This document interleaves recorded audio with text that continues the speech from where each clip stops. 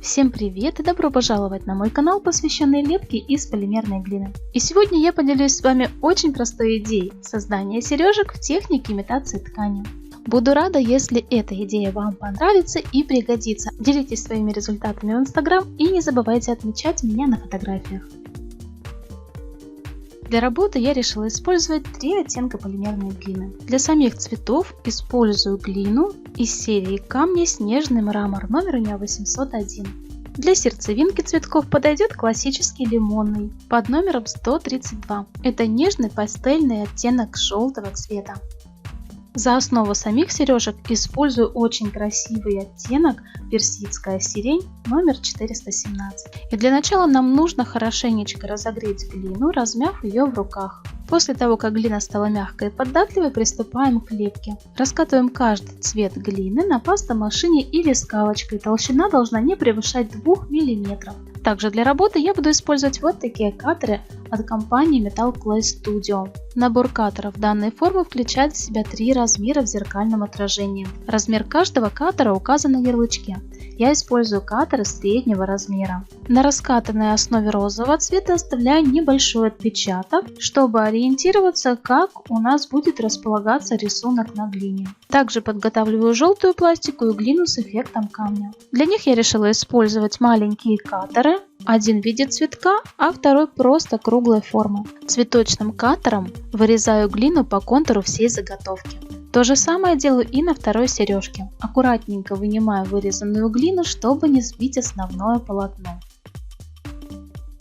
Считаем, сколько у нас получилось цветов, и вырезаем столько же заготовок белого цвета. И ровно столько же заготовок нам понадобится для сердцевинок этих цветков. Располагаем цветы на основе.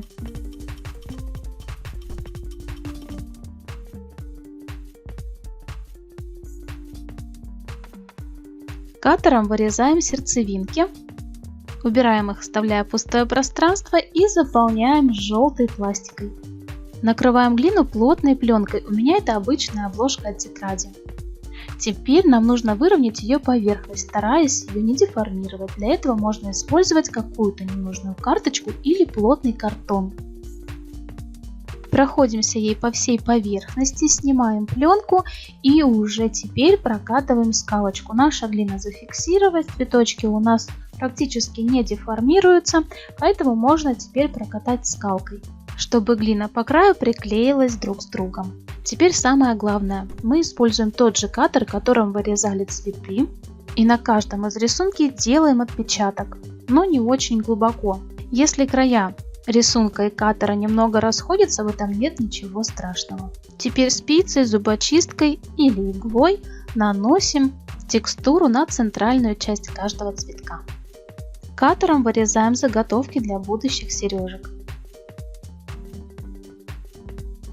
Убираем лишнюю глину, и вот такие сережки у нас уже с вами получаются. Для того, чтобы сделать листву, я использую ватную палочку.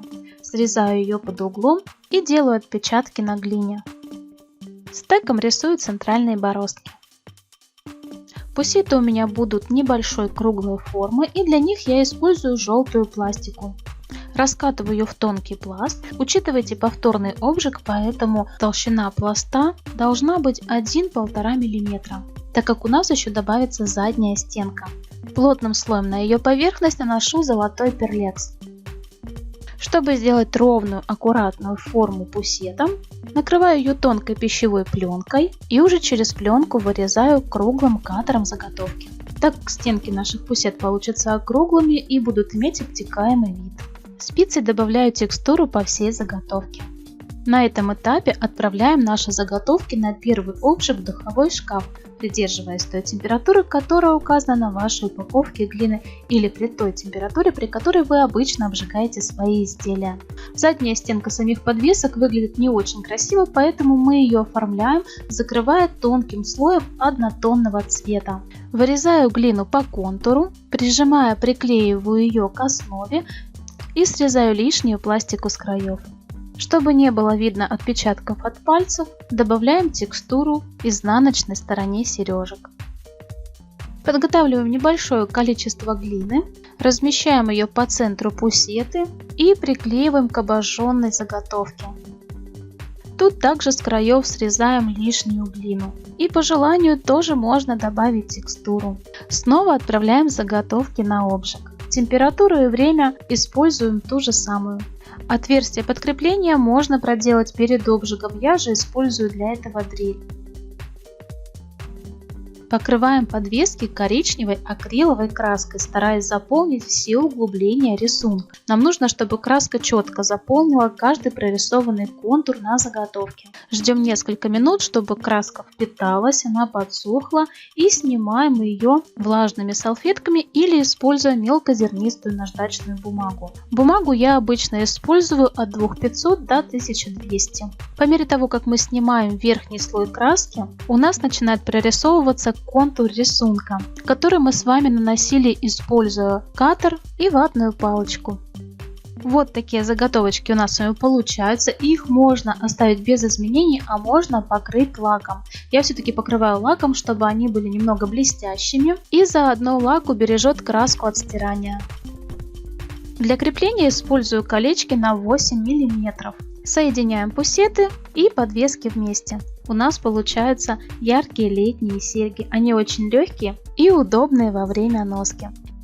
Я надеюсь, что это видео было для вас полезным. Спасибо за просмотр и вашу активность. Друзья, если вы подписаны на мой канал, пожалуйста, проверьте колокольчик, ведь от него зависит, приходит вам уведомление о новых мастер-классах или нет. Всех целую и до новых встреч на моем канале.